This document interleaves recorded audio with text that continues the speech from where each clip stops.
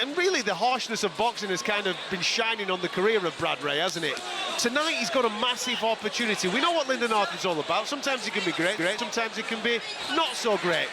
If you look at his losses, Anthony Yarde and Dimitri Bivol, they're the only people that have beaten him, Spencer. Tonight for Brad Ray, I think there's a real opportunity to punch his ticket forward because he's the European champion.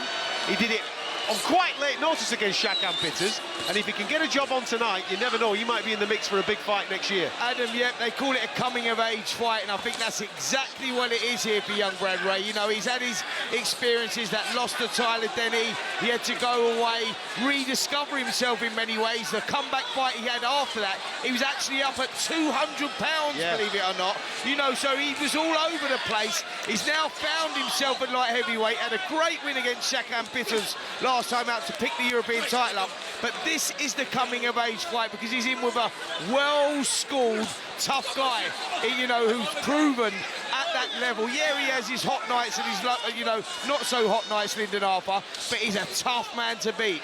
I remember meeting Brad Ray in Ricky Hatton's gym in Hyde, and I couldn't believe he was a middleweight back 3-4 years ago. He's 6'3". Now he's a proper light heavy. And he's a proper big light boy, heavy. He struggled that defeat to Tyler Denny in a very good fight. Was back and forth, and I think coming up to super middle, then to 175. He's 27 now, Lyndon's 35. He needs to use all those youthful factors tonight and not allow Lyndon, who I've got as the marginal favourite in this, because he's been in, as you say, with bigger and better opposition, not to let Lyndon settle and get that fantastic jab of his going. And Brad's got to disturb him early on. As I say, he's been very ambitious in life. He comes from a boxing family. The Shakan Pitters victory was phenomenal and slightly unexpected. Boxed brilliantly that night. This is a big, big crossover moment for him as well. Yeah, absolutely. And we mustn't forget the likes of Ezra Taylor's in this division as well, who looks like a really good prospect coming through. Very good point. Louis Emerson is obviously the main man when it comes to British and Commonwealth titles. So we've got a lot of talent. It's just getting them matched. I know that we've obviously just missed out on the Edmondson and Ezra Taylor fights. That's now hopefully going to be rescheduled for 2026. But by putting these guys together against each other, Spence, we hopefully then get them rising through the pack. Absolutely, it's a fantastic weight division right now. You know, like your Smith, your Yard, Boatsi, Parker, Dan Aziz, Craig Richards, Lyndon Arthur, Willie Hutchinson, Brad Ray. The names just keep coming. Ben Whittaker, Carol Etoma, Louis Edmondson. They're just stacked with names there, and it's a chance, you know, when you've got other dance partners, it's a chance for these younger fighters like Ben Whittaker, like Ezra Taylor, who's not really been mentioned too much, but he's a great fighter.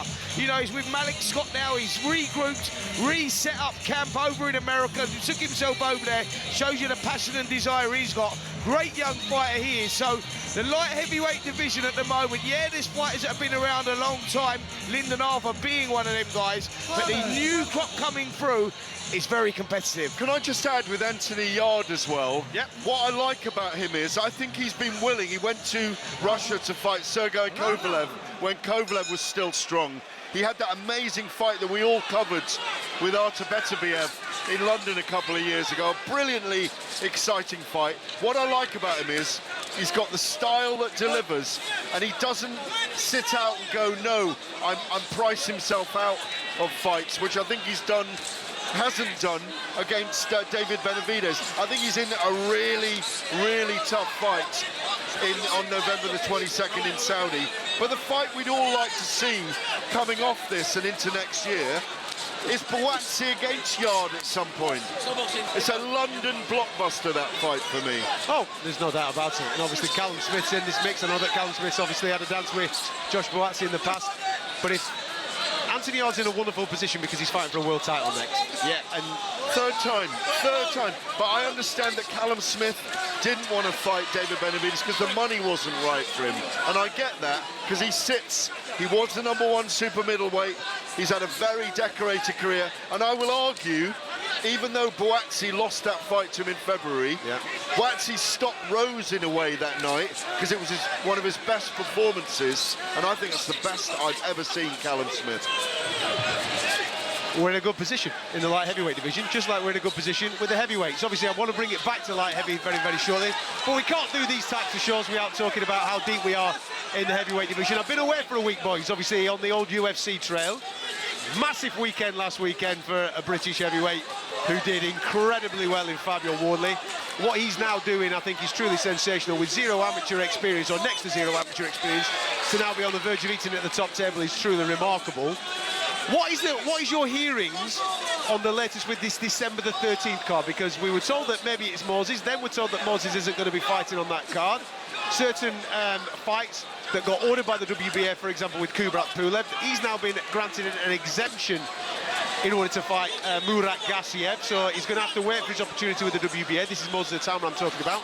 And now we're hearing Derek Chisora, is it on, is it off with December the 13th? Is it Dillian White, is it not? What is going on, Gareth? I spoke to Frank Warren yesterday, and I can update the fact that the Moses Ataman fight is off on December the 13th. It was going to be this very arena, of course. He's going to fight in January now. They're going to sit out, and if Gassiev and Pulev, who holds the WBA regular title, goes ahead, Frank Warren tells me he will likely be stripped to that title. Moses will fight for that title against whoever in January. Chisora and White, as you mentioned, that's off as well. Just on that, the WBA, I think, came out yesterday saying that they might grant an exemption because they'd signed the fight before they ordered the WBA call-in. So he might not be stripped, is what I'm basically saying, and then Moses will be next for the winner. Exactly, and that's possible as well. Derek Chisora and Dillian White, they looked at the 20th of December. That's off now as well. Derek was haunting Manchester till earlier on. I don't know if he's here. He's looking like the dark cowboy, wasn't he? With his leathers on and his hat on and his cigar. So that's off. Fabio Wardley and Oleksander Usyk, they're looking at the components of a big fight at the moment. Usyk hasn't replied to them yet. There's big news coming out on Monday surrounding Anthony Joshua, Tyson Fury. I understand those talks are now deep in process.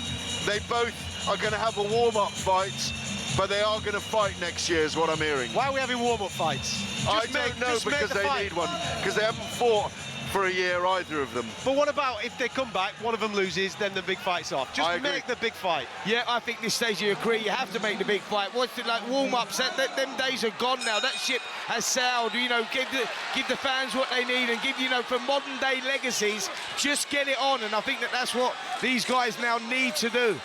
I agree. Regarding this heavyweight division, stemming back to last week, you guys were obviously calling the fight live on talkSPORT. What an unbelievable rise Fabio Wardley has given us. I mean, quite unexpected, to be fair. Yeah, a star was born last Saturday night. He weathered the storm. He rescued, again, victory from the jaws of defeat against Parker. An 11th round stoppage. He was 7-3 for me on my card, down against Parker. Fabio Wardley, for me, is now behind Tyson Fury and Oleksander Usyk as #2 challenger in the heavyweight division. Would you concur with that?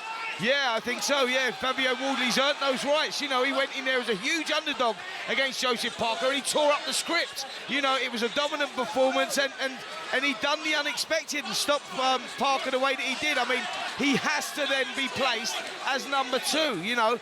I mean, it was a fantastic win, and he's put himself up there and showed that, and we talked about this anyway, saying Fabio Wardley, you know, after his last couple of fights, you look at it and go, he's a danger for any heavyweight out there. And now people are talking, you know, when we're talking about Fabio Wardley versus Oleksander Usyk, and people are saying, no, it's a mismatch. Well, he feeds off that stuff, and he is the most dangerous heavyweight for Usyk right now. He's been a mismatch in all of his fights because of the zero amateur pedigree that he's got in order to be able to do what he's doing. I think he's quite remarkable. But the cat's out of the bag now. We know that he's got resilience, a great chin, great stamina, will and desire, and a deadly punch, and he's got power. The cat's out of the bag. And the most important thing, the unpredictability. When you're unpredictable, you don't know where them shots are coming from. That's a difficult guy to beat. Well, I'm sure this is all going to develop in 2026. Fingers crossed, Oleksander Usyk's back in action very, very soon. And for me, I know that we don't talk a lot about Ajit Kabayel, But Ajit Kabayel's also got to be in this conversation as well at some point, hasn't he? He's going to be fighting early in the new year as well, as his manager They're going back to Spencer Brown Germany, tells aren't they? me. They're Yeah, going back to Germany. They don't have an opponent announced at the moment, but it needs to be a good one. They're talking about Daniel Dubois, by the way. Daniel Dubois is the front runner, trust me on Daniel that one. Dubois. It looks like Daniel Dubois. For Ajit Kabayel, which is a fantastic fight for the heavyweight division. And also on the other side of that, if we're getting Oleksander Usyk and Fabio Wardley, I think we could be in for the start of a very, very good year. Just let's not have warm-up fights for the two big boys, the two commercial stars, and just get them in with each other.